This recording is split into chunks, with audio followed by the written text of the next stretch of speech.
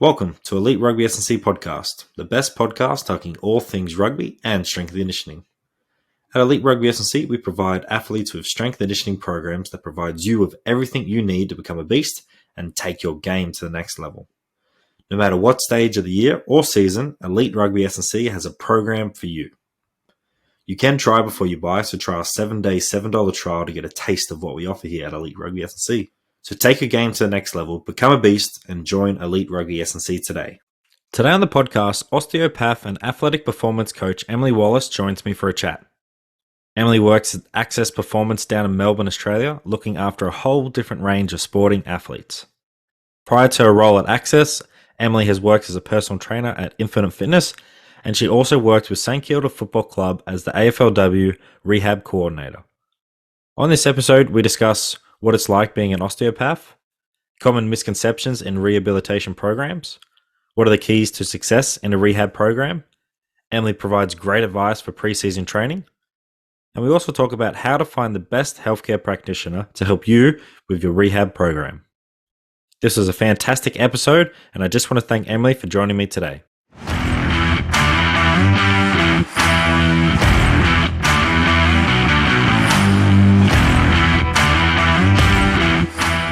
So g'day Emily, how are you? I'm good, thanks. Kieran, how are you? Yeah, I'm going really well today, thank you. So it's great to have you on today. Part of the podcast this year was we're trying to expand our sort of network and reach out to other coaches, physicians, people in other sports. So it's really good to have you on today and get your thoughts in this, the athletic performance realm, and see if we can learn some more stuff from a different person in different sports. Yeah, it's great to be on. Thanks for inviting me. Keen to get into it. That's going to be good. So how's life going at the moment, and how's work going? Yeah, it's really good. Both life and work are really good at the moment. At Infinite Fitness Peninsula, where I work, we've just launched a high performance athletic development program and an athletic rehab program, which is definitely in its infancy, but it's sort of getting some traction now and taking off. So I'm excited for the growth that's possibly to come this year, which will be good. Cool. Is it normal to have this sort of athletic performance center down there in Melbourne? Is there quite a few of them? There is quite a few of them down here in Melbourne now. So it's not so left field as it used to be. It's kind of more the norm that athletes can find somewhere that they can train that's tailored to them, which is good because it keeps the standard high if there's more competition. So there is a good side of it like that. Yeah, it's just being here in Canberra, we've got a small sort of, pool of resources and stuff, but we have heaps and heaps of athletes, but it's just sort of unheard of to have like a facility like yourselves or like Core Advantage as well, like stuff like that. It's really cool to see we're slowly progressing and getting bigger around Australia. It's just we might need something down here in Canberra as well. Yeah, for sure. Could be in the works. Who knows? So growing up as a young girl, what sports did you play, and are you still playing sport at the moment? I played a few sports as a young girl. It was sort of whatever my parents said yes to, I was in for. So I started off with netball at quite a young age, and then I convinced my parents to let me play tennis as well. And briefly, I had an idea of soccer for a while there, and I think I was brought back down to earth with how much time I was actually had available in the day to do all these things. And then I think at 16, I moved over to footy. So I played Aussie rules footy in youth girls, and then played all the way through to my adulthood until 2019, and obviously had like the COVID years off. And I'm toying with the idea of going back this year now that I have more time available and, COVID has passed us and everything, but I don't know where I sit with that at the moment. So we'll see. Oh, fair enough. How do you rate yourself as a footy player? I say this to everyone, but I rate myself as all effort, no finesse. So if you can imagine what that looks like, that's a probably pretty accurate description of me as a football player. That's fair enough. You just give your best and you work hard at it, but we all can't be that skillful and stuff. So as long as you're playing the sport exactly. For fun, and it's probably good that your athletes see that you're playing sport, and you probably win a bit of respect from them because like, oh, yep, she's doing the work. She understands, what I'm going through if I'm going for an injury or just, being out there performing. Like, I think that's a really good way to strengthen relationships with your athletes. Yeah, definitely. I think they do appreciate that, especially sort of I had a few cracks at VFL in the preseason and was on sort of cusp of like I probably needed to develop my skill more, but didn't have the time to put into it to get to that point. So I've definitely done the hard training, which I think they kind of take a bit more respect from that, especially at the higher levels. You know, they sort of go, okay, well maybe she's been through the trenches before. She might have a bit of an understanding, which is nice. 100%. I always tell my athletes because I'm playing baseball at the moment, like that I'm an athlete as well, and they ask, "Oh yeah, what grade you playing?" I'm like, "Yeah, just playing third grade though." It's for fun, social. Yeah, yes, 100%. You know, being the best in the one of the worst grades, you know, it's always fun. Yeah, big fish in a little pond. It's great. So, if you weren't coaching, do you reckon you could make it in the AFLW or another sport? If you weren't playing footy, do you reckon there's another sport you would Um, probably go into? I don't know, honestly. I think I'm probably a bit past it. I've just turned 30 this year, so a few of my friends play at higher level football and they're like, you should try and go around again. And sort of don't know if I have the motivation or drive to be at that level or put in the work to be at that level. I think I'm more career driven at the moment than playing high level sport. Yeah, fair enough. And those hits, they start to hurt a bit more, you know, and it takes a Yeah. little bit longer to recover after a big game and training session. So, yeah, I can totally understand not wanting to play when we do get unfortunately a bit older. Yeah, exactly. That's where I'm at. So, what's it like being a physical therapist slash osteopath? Was it always an area that interested you, and when did you decide you wanted to, you know, make this a career? I think it did always interest me. I was always interested in like high performance, sport performance, and just the human body in general. When I was first trying to decide what I wanted to do with university, I finished school and I thought exercise science was a great pathway for me, which sort of met all my needs. And I actually tried to do a little bit of shadowing with a physiotherapist that was just in my local area. And initially, when I did it, I thought, oh God, this is not for me. So it's quite funny the turnaround that's come after that. I sort of finished my exercise science with clinical rehab degree, and it got me to a point. I knew I didn't want to do exercise physiology, so I had a year off and was speaking to some people, and I really liked the idea of allied health. To sort of, I didn't understand why stop it. If you're going to go into the clinical stream, why just stop at exercise science? If I'm not going to want to work in athletic development. I thought sort of was more drawn to the rehab side of things. So I definitely knew I wanted to probably do physio or osteo. And one of my friends said to me, well, I have a really good osteo. They're a lot more holistic. So maybe it'd be good, you get to learn the skills of almost like a chiro and a physio and a myo. And it would really complement your exercise science knowledge. So I thought that's a great idea. And I went to an open day and pretty much committed from there. Awesome. So, how does an osteo fit into the team at the like in the athletic performance team? Where do they fit into that? Yeah, so with full transparency, osteo as a course isn't really driven towards high performance or athletic development. You really have to do a lot of extra work to get into that field. But I think a lot of the professions that people are choosing, whether it's physio, whether it's osteo, lesser to an extent chiro, but maybe some really good myos or things like that. If they're willing to do the extra work and they're sort of funneling themselves down that path with further CPD and development, then they can definitely fit into high performance. If you're sort of looking at your strength and conditioning accreditations and immersing yourself in that environment and understanding it, you can definitely sort of fit into that environment quite nicely, provided you're meeting all the prerequisites to sort of hold the standards there. But it's definitely becoming a lot more common. I think after Selwyn Griffin did it at Melbourne, it's kind of given a few more people the idea that, oh, okay, even though I'm an osteo and this isn't what traditionally osteos would do, I can get myself in a position like that. So I think that's great.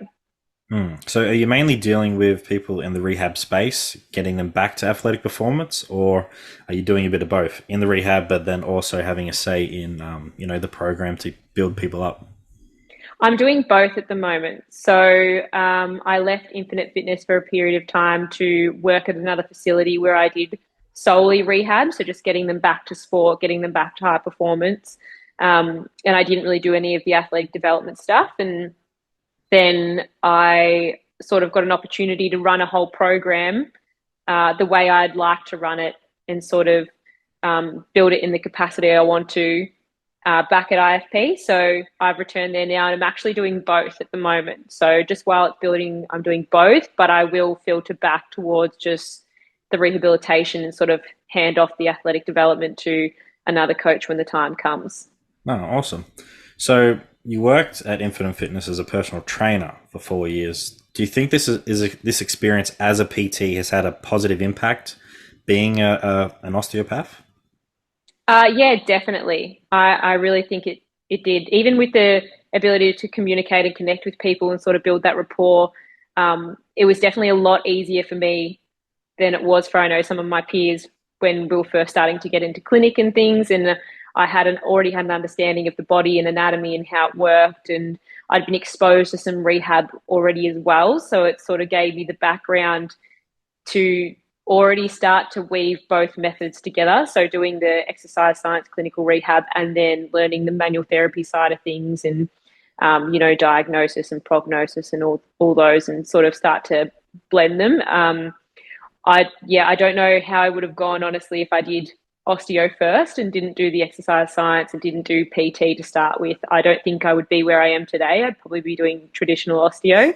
But I guess like you have the interest for a reason. It leads you down the right path to what you're attracted to. So no, it's been really good, and I'm glad I've done it this way for Yeah, sure. 100%. I think it's sometimes when people think about PT, I think PT gets a bit of a bad name at times because, yes, unfortunately, there are some bad PTs, but there's also bad S&C coaches and all that. But I think if you can start off in that space and get your Cert 3, Cert 4, and potentially a diploma and get that hands-on approach and get that real world experience and just training someone who's just a weekend warrior or just an average Joe during the week. If you can get them fit and strong and communicate really well and design a really good program, you're probably going to go well when you're dealing with athletes as well, And I think for me personally, if I hadn't become a PT when I first started, I wouldn't have been in the position that I am now. And my coaching ability is just a lot better because I've trained so many different, general population people that I can communicate so much more effectively.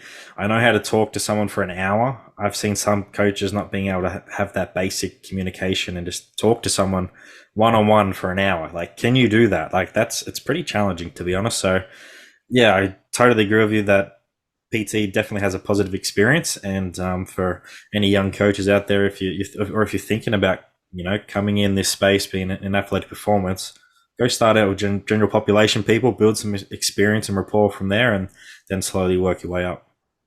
Yeah, definitely, absolutely. Mm.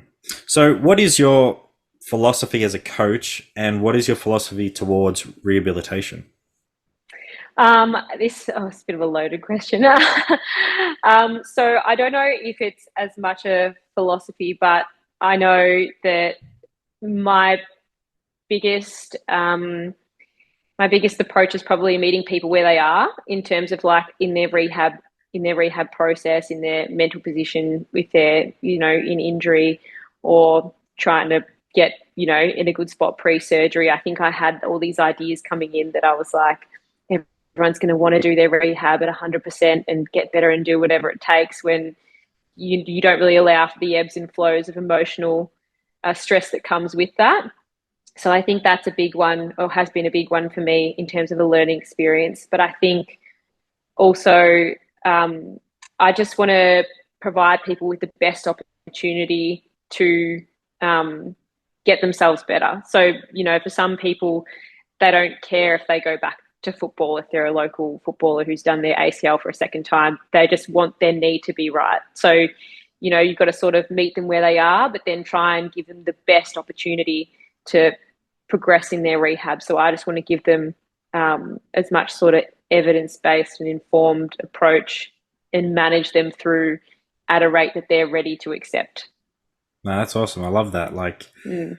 how do you deal with an athlete who is in just such a bad space? You know, just they've, let's say they've done their ACL, they're out of playing the game that they really enjoy playing. Like, is there any sort of approaches that you do towards that? Like, you're saying yes, accept, and you know, if all these emotions that are happening are normal, like it's best to like get them out instead of, you know, hold them in. Because I've had talks with some other athletes who have done one, they've, you know, said this sucks and were crying and just got all these emotions out. But then I've had others who have said, no, I was really positive, but then that all those negatives hit me a bit later on. So how do you deal with all these emotions when you're talking to the athlete, or deal with their Um, emotions? yeah, so when people come in and they've, say, like first done their ACL, I'll generally, ask them all these questions about how it happened, the mechanics of it, what their plan is. But at the end, I will ask them, how are you feeling about it right now? And just give them space to actually think about it and reply. And I think if you've opened them up to all these questions prior to that and build some rapport with them already, at the end, if you're saying, how are you coping, just genuinely tell me how you're feeling and giving them space to take a moment and think about it, they are very open with you. And then you can sort of flow on from that conversation. I've had people say to me, like, I honestly don't know what I'm going to do. Like, I feel terrible. I'm not going back to sport. There's not a chance. Like, I can't do that. And I said, that's okay if that's where you're at now. It does suck. Like, it's a significant injury. It does take a long time to come back from. Like, you're allowed to feel the feelings you're feeling. Like, it's absolutely warranted. And I think just having someone validate that for them makes them feel better already. Then they're sort of like, oh, okay, well, I'm allowed to feel this way. And I said, most people do feel this way when they've first done it. And then that first 2 weeks after surgery generally sucks. And then after that, you start to get to be able to do things again. You see the strength come back. You start to trust your body again. And then I say, how about we just talk at 12-week mark when you're on the return to run, or, around that time where you're starting to build strength. And I'll say, then we'll see where you're at, and most people are like, oh, okay. And sort of as they go through, it's good to have other people in the facility that are ahead of them. So, I might point them in the direction of like, why don't you go and talk to that person? They've been through the same thing as you. They're at, week 8 and you're at week 1.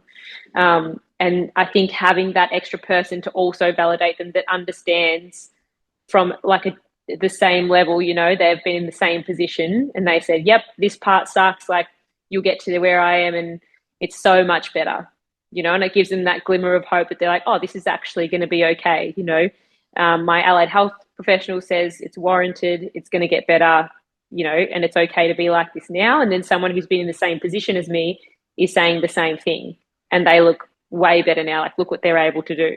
So I think that really helps. And I've found in my experience that does help a lot with Yeah, I those think that, emotional stresses. yeah, I think that's really cool to be able to say, hey, go talk to, little Susie over there or little Johnny over there and see how they're going. They're in a similar boat to you, and I'm sure that they can give some advice, but look how well they're tracking, and progressing. Don't get your expectations too high, but like, see that you can come back from this injury. And it's probably something that I talk to some athletes about, and just some people as well, as like, there's so many bad injuries out there, but it's always a really good story when that person comes back from that injury. They were down and out.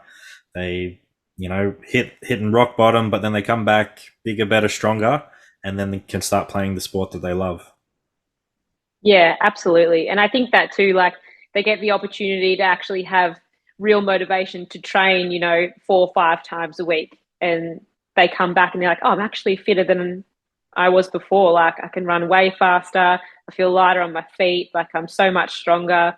And like, because you've had to commit to a a proper strength and conditioning program, with milestones to work to over like 9 to 12 months. Like, yeah, you've put in the work, so now you're reaping the rewards for sure. No, that's awesome. So, working in the rehab space, what are some common misconceptions during an athlete's time in rehab that sort of come to mind for you? I think some people believe, and it's to a less extent now, which is nice, it's kind of dying off, but I think some people believe that they need to rest in that early period and do nothing, and sometimes that's misinformation from, doctors or other health professionals. And it's not, there's no malice in it. It's just that's what they believe at the time. Whereas now we're moving towards, try and get moving as quick as you can, give them some independence back, um, and get things moving so it feels a lot better. We're not really hanging on to that. Let's just rest it for ages and then try and make up the difference later. So I think that's a huge misconception people have, even, local level sport. They sometimes still think that they just can, I'll just rest it for 2 weeks. You hear it all the time in local sport like footy, rugby, basketball. I've strained my adductor. It's just a bit of a niggle. I'll just rest it for 2 weeks and play again. And, then they keep pushing it and pushing it and pushing it with no proper rehab. And they're sort of having this in and out season where they're playing and they're not playing. And then it progresses to something worse because they didn't manage it properly in the first place because they just were trying to get through on rest alone. So I think that's a massive misconception at the moment. That and probably the other end is when they get through a full rehab plan, they get to the end and they're ticked off for return to play, and then they drop off on their strength training because they've returned to play. And I think a lot of the research now says that most people say for ACLs, for instance, they're not re-rupturing it on that first game or those first couple of weeks on return to play.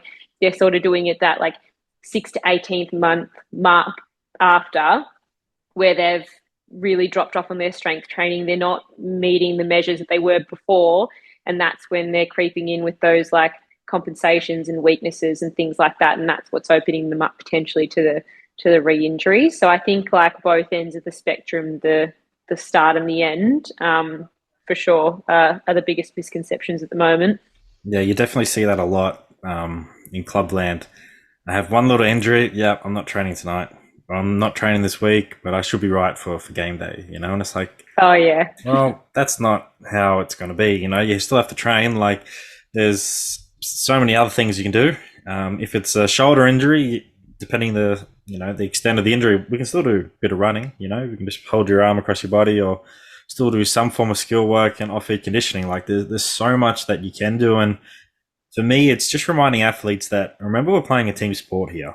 You can't just be chilling over there in your Ugg boots and your trackies and jumpers staying warm while everyone else is working their ass off in the cold. Like, you got to show the team that you're willing to do whatever you can to get back to this team and back to playing as well. So I completely agree with what you said. There's, that misconception of, oh yeah, I'm hurt, I'm just taking a week or two off and she'll be right, when it's probably not going to be right. And you need to do something.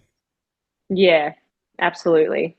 But it definitely is interesting with ACL, people not continuing on with the SNC program. Like, those hard times that you had like 12, 14 months ago. Do you want to go back to that? No. Well, continue your program, continue getting stronger so this never happens again. Like, it's fascinating how we can just sort of, drop off our training and just focus solely on the sport itself and not actually continuing to prepare for game day and also improve our athletic performance as well. Yeah, exactly. You try and frame it to them like that. Like you've just put in like however many months of like genuinely hard work and, shown up each day, made the commitment, improved. You agree you're better than you were before. And they're just kind of like, oh, yeah, but like I'm back now. You're like, well, your body doesn't care. It'll still decondition. So you sort of got to frame it in a way that brings the obvious to their attention, but they're deciding it. So yeah, and I think it's a great point that you mentioned that you've come back stronger, faster, more fitter. If you do get an injury, and it's something I've spoken with Ben on the podcast in the past, is use that as a time to, improve some skill areas. If it's improving your running technique and getting faster off the mark, let's actually improve that during this rehab time. Let's get you a little bit stronger because we might not have had the time during the week and the recovery aspect during the week because of game day. So let's really use this time to maximize it and really get stronger, fitter, and faster. Yeah, for sure. Definitely. So, what are the keys to having a successful rehabilitation program? Like you've just nailed on the head with the being aggressive. What else is some other things that sort of come to mind? I think you've really got to be evidence based and informed. Like you can't make these decisions of something you see off social media. Like there are reasonings for some things why some people will be behind where they should be, or they're a little bit ahead, and you can be a bit more aggressive with it. You have to sort of decide and make like a clinical judgment on why someone would be moving more aggressively or why someone does need to be pulled back a little bit. I there's a lot of back and forth with surgeons sometimes when they sort of say no load, you don't want to do this, which for some injuries it's warranted, and then other injuries it's sort of like, well, you have to work with them and say, well, what if they just did this within these specific parameters? I think that would be safe for the injury site to heal. It wouldn't put any stress on like the graft or bone or anything like that. And you've got to kind of meet them halfway. Whereas I know there's some people that probably push too far on the edge of aggressive, and things are still sore after when they shouldn't be because there's a reason they were being held back a little bit. So I think there's moments to push with an aggressive approach, and there's moments to pull back. So if you want to have a successful rehab, you can't be chasing a timeline that's somebody else's timeline. If we stay on the ACL, if someone's running at week 12 and you're not running at week 12, and you've done an ACL and you feel like you've had the same graft and everything, um, you know, they might be allowed to run because theirs was a straight ACL and yours is ACL with like severe meniscal tear, and you've had sutures and you couldn't flex for a longer period of time, like not tolerating impact loading, just things like that. Like there's other things to consider why someone might be at one stage and why you might have to pull back someone else. And I think that dictates whether your rehab is successful or, not as successful as you would like. And I think also having that awareness of having to talk with the surgeon or talk with their club, just make sure you're communicating with the other professionals that are involved so everyone's on the same page and the athlete's not then getting told different things by each health practitioner, and they're becoming confused and they're not really sure where they should be or what they should be doing. It kind of puts them on the back foot a little bit in terms of the successfulness of their rehab program, I think. 100%. And it's definitely something that gets a bit annoying for me is when they're talking to the surgeon or doctor or, to be honest, sometimes a physio, and they're like, oh no, I'm not allowed to do this or that. And it's like, okay, we've got to put stuff into perspective here. I'm just talking from experience here. I've had an athlete last year. She wasn't allowed to do step ups, and she's coming back from an ACL injury. I was like, okay, the step ups we're going to do is very low box, dumbbells in hand, in a controlled environment. Do you walk upstairs? I do. So why aren't you allowed to do step ups now? Or it's like a farmer's carry. Are you carrying shopping bags to and from the house or the car? If we can put stuff into perspective, I think that can help the rehabilitation plan that we have in place, and not just filling athletes' minds of, no, I'm not allowed to do this. This is going to flare it up and really hurt my knee and it's not good for anyone. Like, I think if that can be a part of it and put everything into perspective, can make the plan and program so much more effective as well. Oh, definitely. And I'm so open to, if someone's making the transition from going more into a strength and conditioning phase, they've sort of done most of their rehab with myself. And then they've made that transition over and someone's asking me, can they do this, or why are we avoiding this for whatever reason? I'm generally open to having those conversations because like sometimes it might be something you haven't even thought about. And the athlete goes like, oh, I don't know if I can do that, because you've never told them they can or can't do that, because my understanding is they can, and I think of it from the same perspective as you. Well, you're, of course you can do a lateral lunge. You're turning and cutting the out sport. And they're like, oh, I don't know if my knee's going to like that. So, like I often have those conversations where coaches are like, oh, can they do that? I'm like, oh yeah, absolutely. Like they're already essentially doing it. So, and then I'll also have the conversation the other way with surgeons and make that contact and say like, okay, well, say they're early syndesmosis, they're meant to be in the boot, they don't want them to load. And I say, well, to keep some of that calf capacity, can we maybe just do some muscle stim on that calf so they're at least getting something? Or can we maybe do some prone isometric plantar flexion, maintain it in the grade that you've got it set in so it's not putting any stress, there's no closure on the joint, there's no stress on the bone that way, or the healing or the screws that way. And some are really open to it so long as you provide the parameters around what you're going to do and why you're going to do it. And then others are a hard no, which you can, you just got to kind of go with what you can. But most of the time, if you're explaining what you're doing and why, they're more likely to say yes. And I think it goes the other way as well, and the athlete's more than open to question things. It's their care, So yeah, I think that's definitely important. 100%. I think you got some really good points there of communication is key for everyone, from the doctor to the physio, osteopath to the coach. You got to have some evidence based of why you're doing that, why you're, progressing someone quickly, but not progressing another person as quickly, and just putting stuff into perspective and just doing the best program that you can. So I think that's some great advice. Yeah, I try.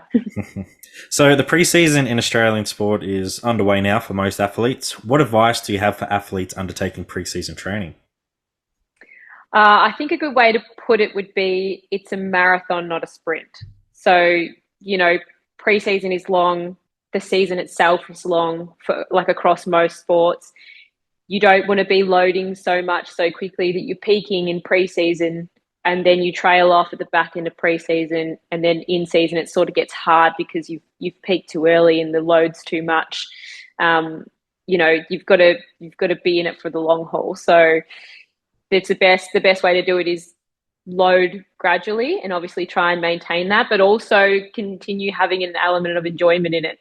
Everyone gets really over if it's just hard all the time and it just feels hard all the time. Like, don't get me wrong, you have to put in the work. Like, I've been in that environment, like I said, and, it's an understanding that you've got to put in the work and do the time and do the hard yards, but there does have to be an element of enjoyment in it too, so people are still invested come the middle of winter when it's raining and 10 degrees down here in Melbourne and you're running around on a muddy pitch going, why am I doing this again?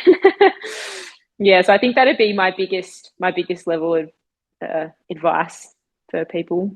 Yeah, and don't just go straight back into preseason training thinking you're in the same position as you were last year. You've come out, I'm feeling quick, bang, I'm running, and then something happens, a calf or a hamstring goes, so slowly build yourself back into the training and back into that, really fast, speedy work that we're going to be doing in conditioning and speed work. Just slowly build your way back in there and just understand your body as well, because, your teammate next to you might be in really good nick. They might have been training all the way through, the holiday period and ready to go, but you might not be in that same boat. So don't try and compete with them too much. See that, oh yeah, I've got some work to do, but I'm slowly going to build my load up in the gym and out in the field. I'm going to have a really good communication with my head coach and, S&C coach and physio and all that to say I'm not really in the position that I want to be in, but I'm slowly going to build it up. And yeah, because you don't want an injury through the preseason, and however long that takes you to get back to training, we're probably in the in-season, So just take it a bit slow and slowly progress yourself. And if you're handling that really well, then sweet, we can fast forward you. But we can't really fast forward you if you do have an injury and missing training. Yeah, exactly. Yeah, but it's exciting times. Like, you got to do the work during the preseason, as you said. You can't just slack off and think you're going to have a really good season if you don't do that work. As you said, it's a long season. Like, it really is, so you really have to put yourself in a really good position to be able to have a really good in-season, but then able to perform in finals, because you don't win grand finals in the first couple of rounds. You only win them at the back end, so why not invest in yourself for the next sort of, 3 months, if you got that luxury for preseason, and put yourself in a good position to have a really good in-season. Yeah, absolutely. And I think, like you said, it's quite to some degree amusing when people think they're going to come back exactly as they left season when they were doing sort of, like 15, 20 kilometres of volume or more across the season at high speed work and tolerating it well, and they come back into their first 2K time trial or bronco test or something, and they're absolutely gassed and blowing and they don't understand why. Well, one of your teammates might have been putting in the work, granted less volume, but maintaining it to an extent. You can't expect yourself to just sustain that over a period of 3 months off or however long you've had off over the season break. So yeah, it's quite funny to see when you have to have that conversation with people and say, like, well, from a mathematical point of view, let's just put some numbers to it.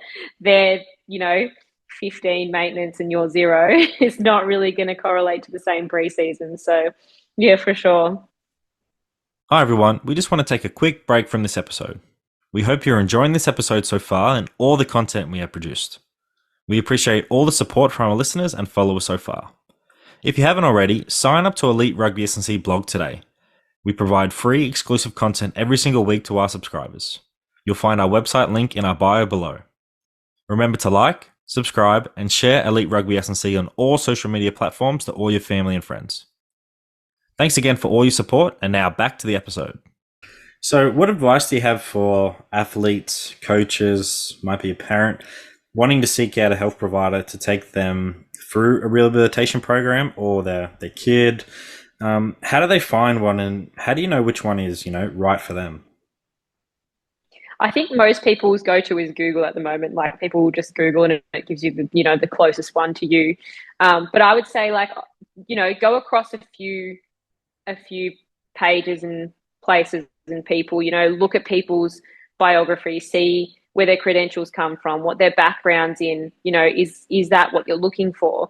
You can go as far as to go onto their social media, like who have they worked with, what style of training have they done, what sports their main sport, to see if that's going to work in with what, yourself or your player or your child needs in terms of their rehab. And I think, you can always ask questions. Like, it's not offensive or abrupt if someone comes in for an initial consult and says, what's your background? Sort of, who have you worked with? How do you like to work? What sports have you sort of worked in? I think it's an investment on their behalf. Like, they're investing and trusting the allied health professional. Like, say, for instance, myself, like, I feel like they have the ability to ask questions. Like, it's absolutely fair to ask questions, and then if you don't feel it's right, get a second opinion.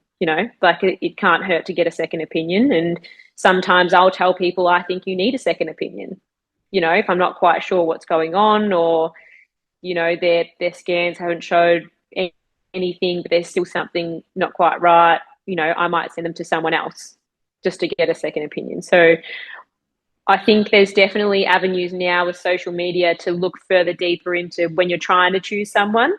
You have the ability to kind of look at who they've rehabbed and who they've worked with and what sport they're working in, where the facility is and things like that. And then when you meet them, obviously, because social media is only a snapshot of someone, of what they want you to see. So when you meet them, you should definitely ask the questions. So, like, think about them first before you come in, and then have the opportunity to actually ask everything you want to know, voice your worries and concerns, and then go from there for sure. And if you are going to get a second opinion, that's absolutely warranted. Some people prefer to do that. But other than that, I think, like, word of mouth is huge. Like, if you've had someone else that's in your team or your club and they've gone through a significant injury, or, like, even if it's a minor injury but it's similar to yours, you can always ask them of their experience. If they liked the person they saw, if their rehab went well from what you saw or what they thought, and then, what they would do differently. And sometimes, if they say, like, I did my rehab with Kieran, he was great, I definitely wouldn't go anywhere else, go there. That sort of gives you a great insight to, if this person is really happy with how their rehab went and that it was super successful, when they trust that person so much, they're saying, no, just go and see them, then that gives you a really good indication that they're a good allied health professional for sure. Well, you've heard it here first, people. Apparently I'm pretty good. Yeah. No, I think that's really good. Like, asking the question, ask them questions and see if that facility is right for you, because you're going to be spending a little bit of time there and a bit of money as well. And you don't want to get, halfway through at the end of it where you probably just wasted a bit of time, your time and the health professionals' time as well. So really ask a question, ask out family and friends, ask anyone, and see, is this person good or should I go to this facility instead? Or if you're just not sure, maybe seek out someone who you have been following on social media and be like, hey, I know Emily lives in Melbourne, but I'm trying to see someone here in Sydney. Do you know anyone who is quite good and can help me in this space? So I think just definitely reach out and ask that question because it makes a big difference. And like I said, you just don't want to waste your time and money. Yeah, exactly. It's so important. So yeah, use all your platforms and leverages you have, and definitely do a bit of shopping around unless you have a definite answer for sure. Yeah. And now if you can hear that barking, I think that is young Kobe seeing something outside. So apologies for that. He just wants to be on the podcast. I thought so. Yeah. So you had the opportunity to work with St Kilda Football Club in the AFLW team as a rehabilitation coordinator. Can you provide myself and the listeners a bit more insight into what that was like and what did you learn from that opportunity? Yeah, so I worked there for one season because it was prior to COVID, and then they needed to downsize their staff across the men's and women's.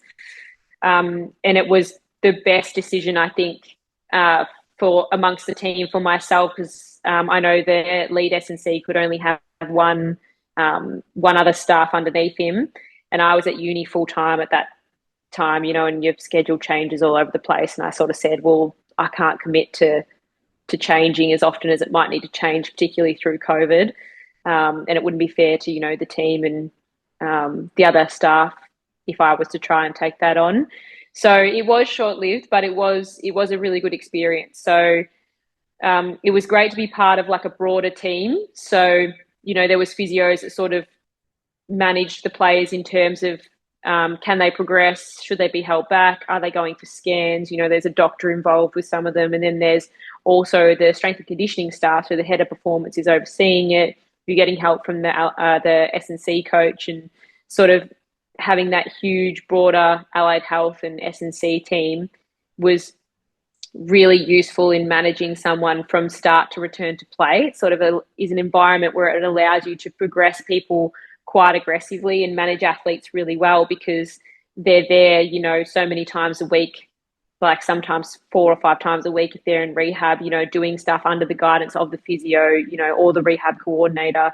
You're managing their load and their run. They've got GPSs on, so you know exactly where someone's at when they're there, and then you've got other people to say yes or no to progressions and why. And that was a really good experience to have, I think, especially with other people around. It was the first time I'd done a rehab coordinator role like that. I was still studying osteo at the time. So I learnt a lot, sort of bouncing ideas off people, and the men's staff were quite helpful as well. I wanted to understand how they did things, and they organised a meeting for me to catch up with the men's rehab coordinator. And he was the first one to sort of show me like a reverse engineering of a program, like how they get someone back to play and what specific measurements they use. And it's all very accurate in terms of, their GPS kilometres, the time spent at high speed running and their change of direction volume and stuff. And it's sort of backdated from the time they went or expected them to return to play or wanted them to return to play. So it was a very interesting experience in micromanaging someone to that level. And I think it was great exposure in that sense for sure. Awesome. Do you think you want to work in, working with a professional sporting team in the future, or do you find yourself pretty set where you're working now? I've thought about it a lot, actually. I don't know what I'd say in the moment, to be honest. I think I have ideas in my head, but if the question came up, I think I might be taken back a bit and just trigger decide. But it's appealing, and I understand why it's appealing to a lot of people, but it's also a huge time commitment. Like it's massive. You're giving up your weekends, which feels great at the time. You're around the team. It's a great environment. Like I loved being there.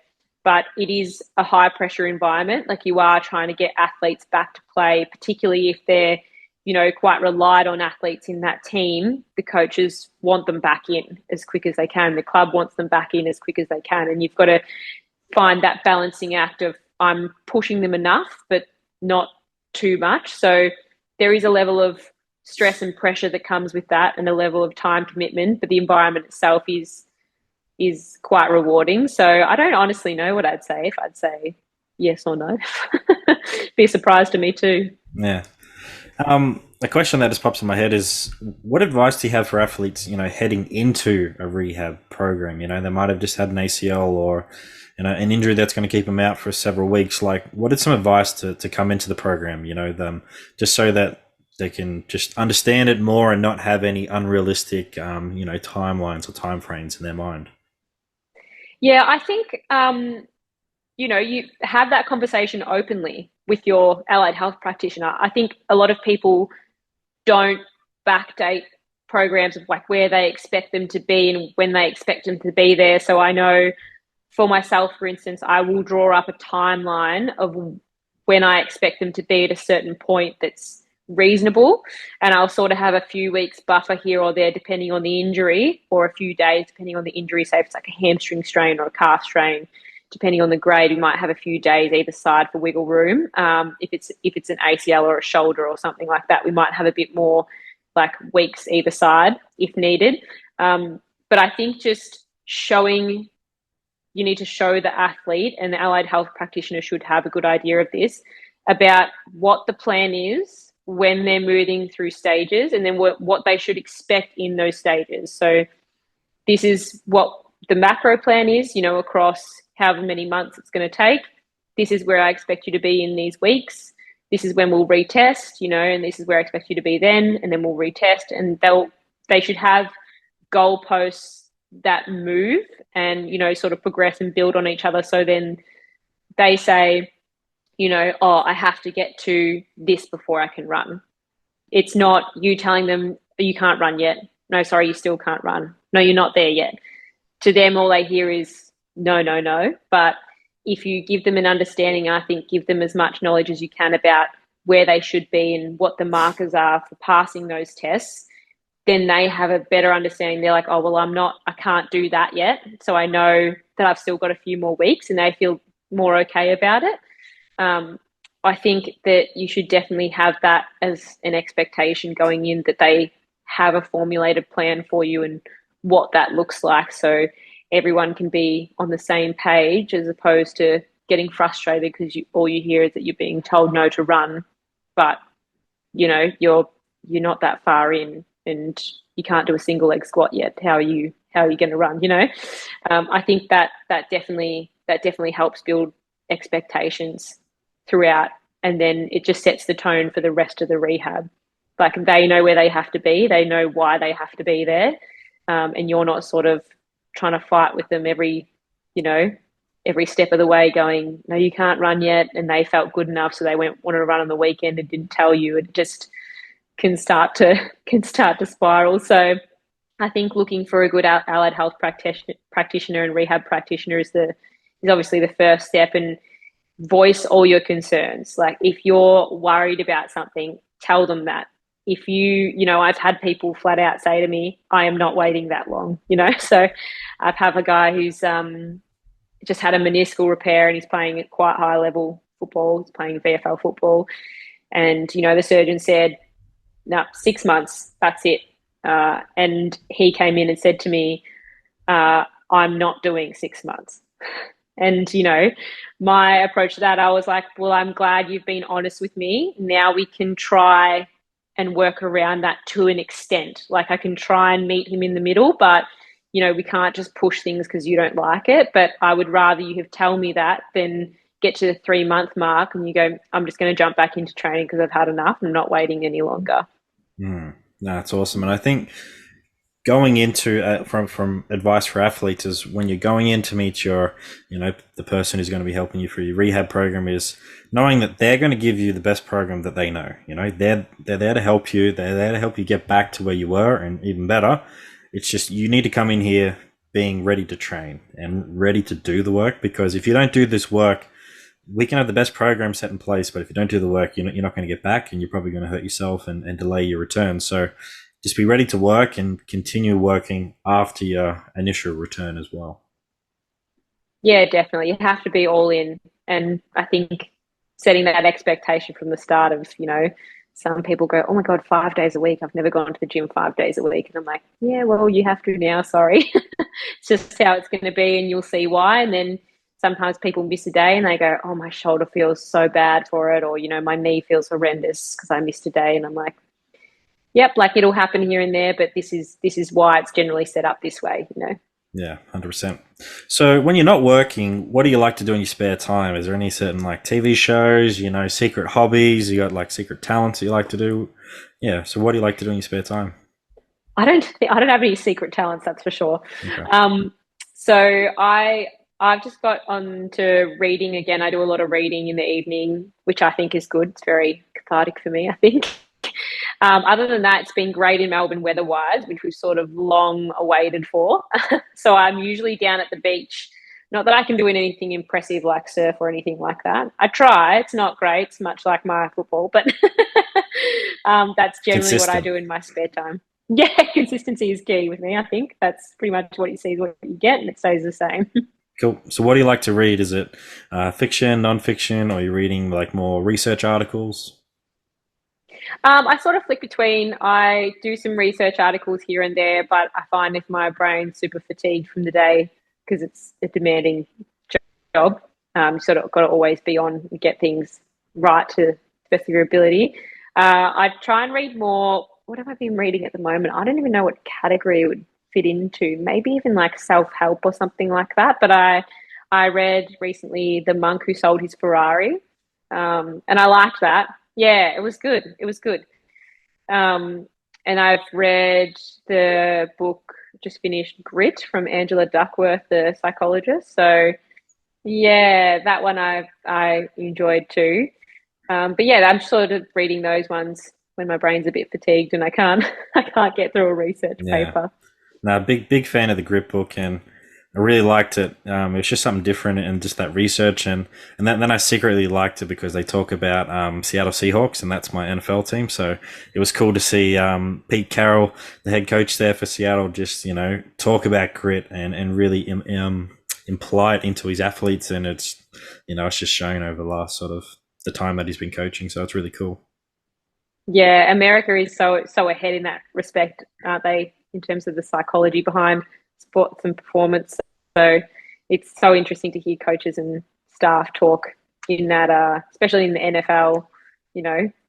Their insights are generally sort of a wealth of knowledge. So it's great. Yeah, 100%. So now I want you to provide me with a couple of gym exercises that you think is overrated and underrated. This is sort of a new category that I'm going to bring in when I'm interviewing some coaches. So what are some exercises that are over and underrated in your professional opinion? Oh, I think I'll start with overrated.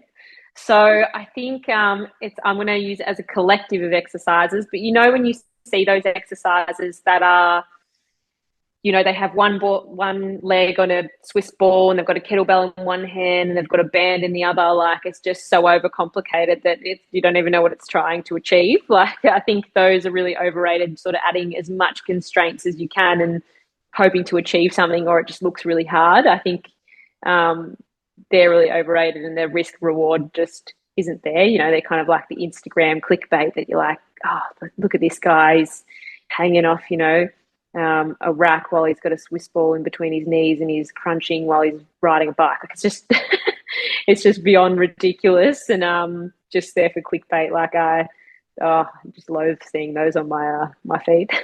Yeah, 100%. There's plenty of stuff out there that I definitely agree with being overrated, and I think if it just looks difficult, it's probably overrated. Like, let's be honest. Like, if it's got a bunch of equipment and they're doing something fancy, just ask yourself: do you think, let's say, for instance, for rugby, do you think the Brumbies are doing that? Do you think the Reds are doing that? And like in AFL, do you think St Kilda's doing that? Do you think the Demons are doing that?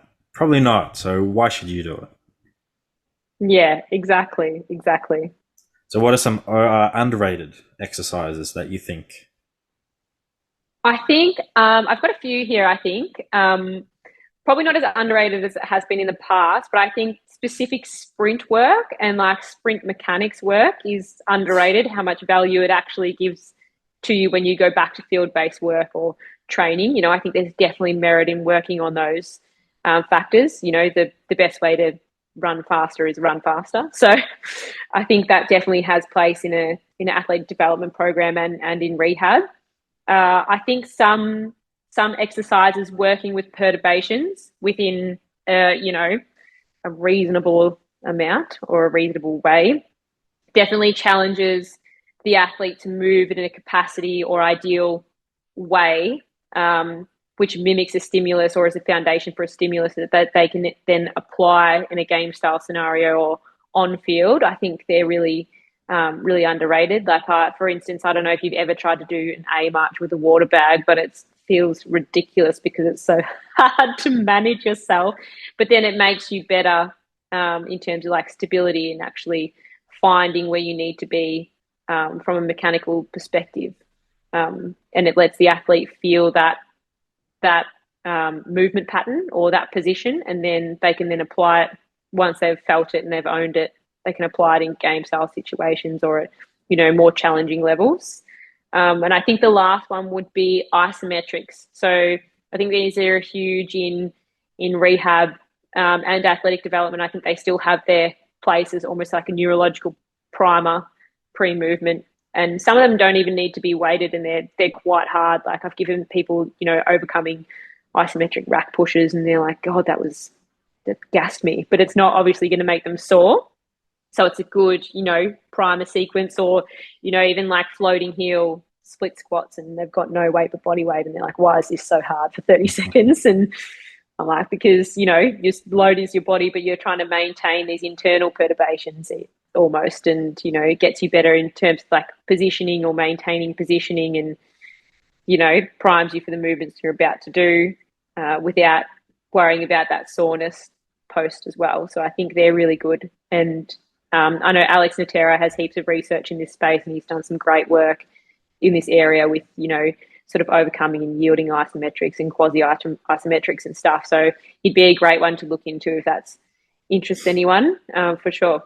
Yeah, 100%. And yeah, some definitely good underrated exercise there. And the only one that I can think of sort of at the moment, and not to drag too much on it, is trap bar deadlift. I think that is such an underrated exercise. Like, I love using the trap bar. Like, instead of just a traditional barbell for a deadlift, I think it's so much better for athletes, and I think we can load it up a lot more efficiently, and you just move way more effectively in that movement compared to a normal deadlift where we're loading up really heavy.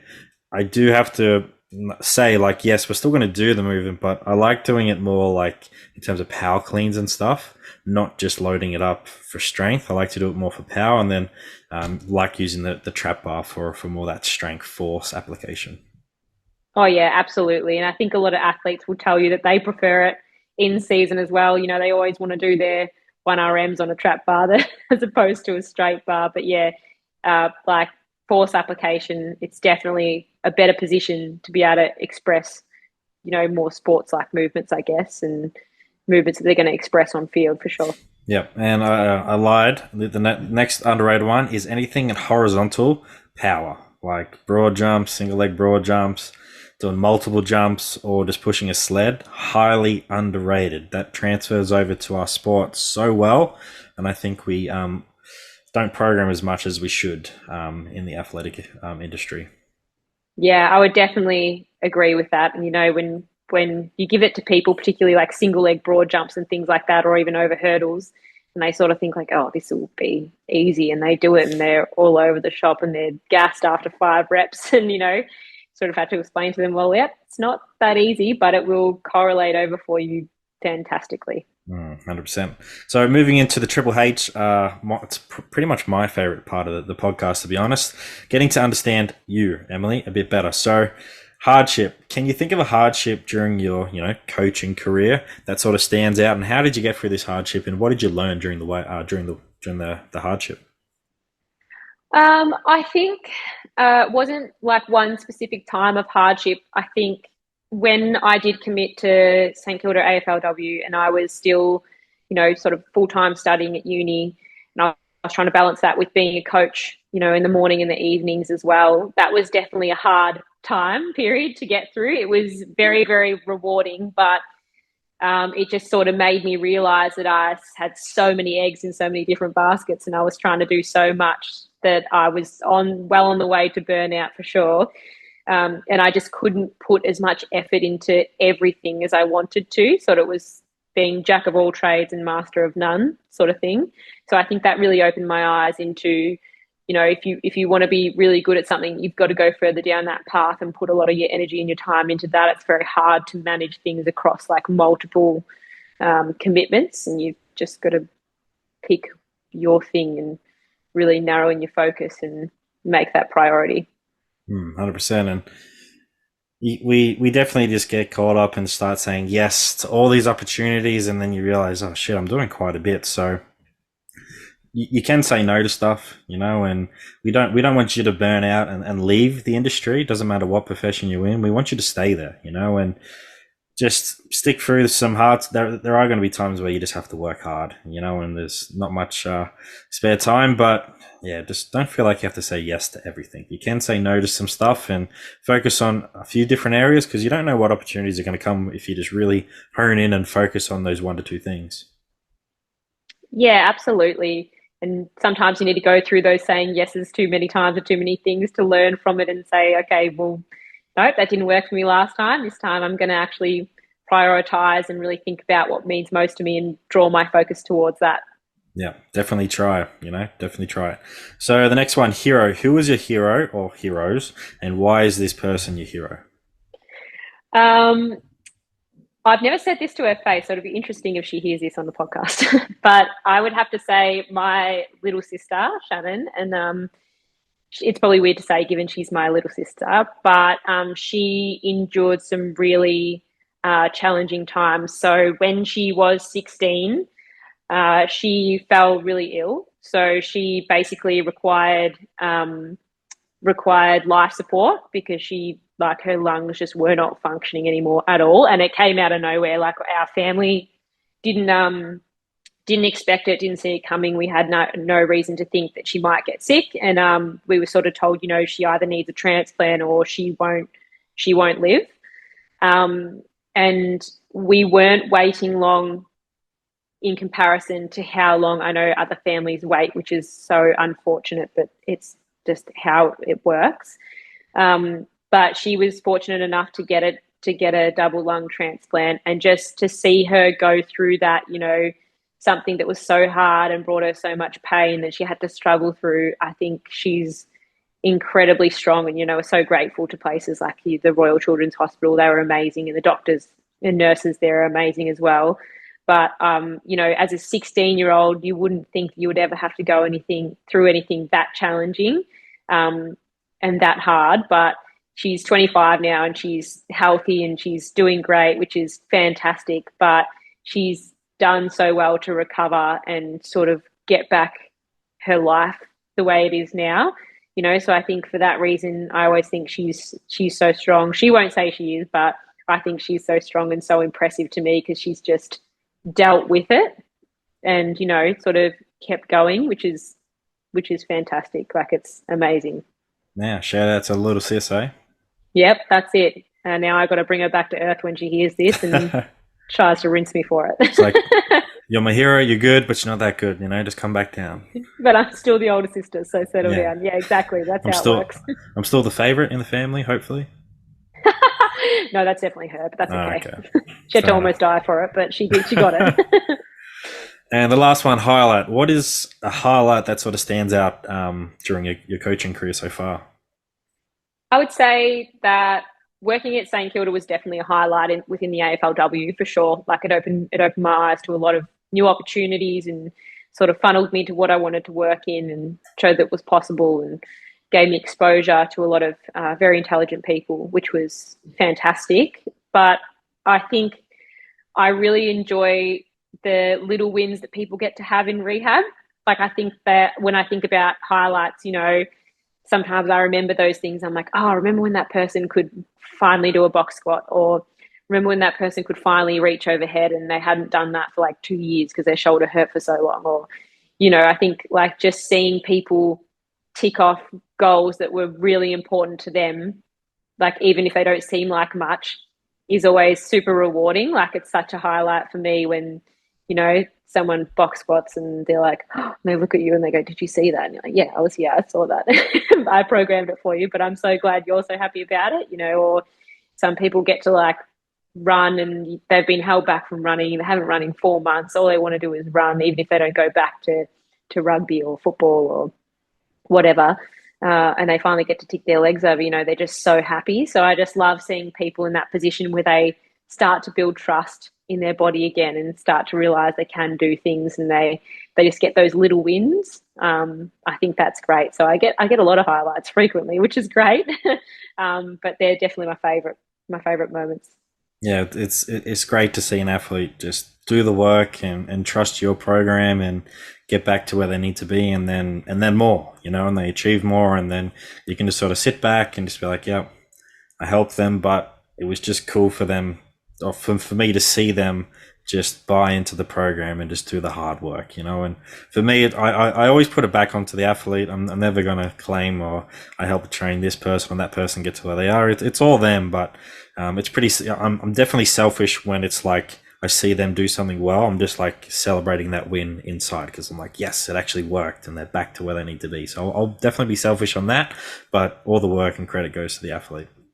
Yeah, definitely. And you have the people that are like, you got me here, you did this. And I'm like, well, no, you put in, all those 6 a.m. mornings. You were the one here putting in the work, doing the reps, building the volume. The days you didn't want to, you were still here. The days you felt crap, like in your body or within yourself, or you were stressed, you still showed up, and this is what you get for it. I think the same as you just want to tell them, no, you did this, like you put in, you trusted, you committed, and this is what you get for it.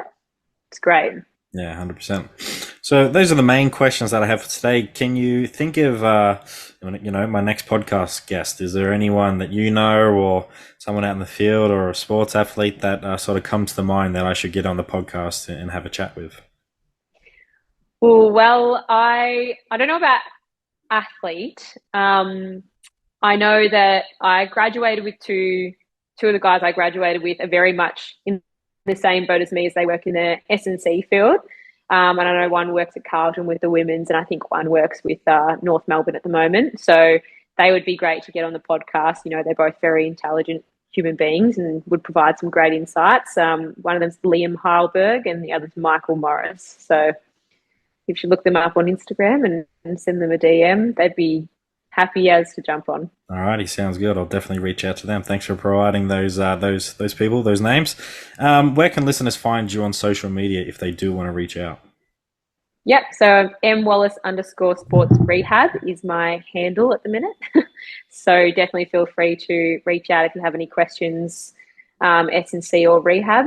Absolutely. Easy done. So thanks for joining me today, Em. This has been awesome to, get to know your background and story more, and just to understand the rehabilitation, process more, and just really get a better understanding, so athletes out there can sort of, find a really good allied health professional. And then also for coaches out there and anyone who wants to go down to be an osteo. I think this has been a really good conversation, and I really appreciate you joining me today on the podcast. Yeah, thank you so much, Kieran. Thanks for having me on. It was a great experience. There's some great questions there that definitely were thought-provoking, which I enjoyed. So thank you for that. Thanks for tuning into another episode of Elite Rugby SandC podcast. Remember to like, subscribe, and rate Elite Rugby SandC on Spotify and YouTube, and make sure you follow us on Instagram. Sign up to become a beast via the link in the description or via Instagram page. So don't wait, make that good decision and join Elite Rugby SandC today and take your game to the next level. Thanks for listening.